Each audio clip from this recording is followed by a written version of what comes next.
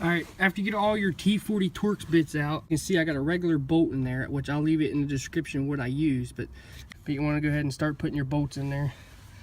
If you want to do this, it's pretty simple. I mean, it's pretty, pretty self-explanatory, but these bolts are expensive. For 2 in a bag, they are $2 a piece. You just go ahead and ratchet them in. You might have to get a real small ratchet to get them to tighten up, because the big one won't fit. Once you get the heads of them seated all the way flat, you can get your big one in there and torque them down. A little wrench.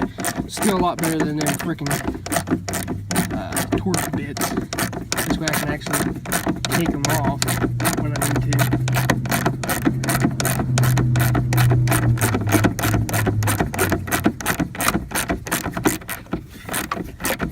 I recommend putting anti-seize on these, but I'll be taking this door back off again in the future anyway. I got bigger plans for this Jeep. Yeah, it's pretty self-explanatory. If you have other doors like I did, I had the bolts already out of them. I just went ahead and cut the bolts off. If some of them are stuck, I had to cut 1 or 2, I think it was. So keep that in mind. My doors wasn't any good, but this one is. And you go ahead and do the bottom ones. As you can see, I got some started down there.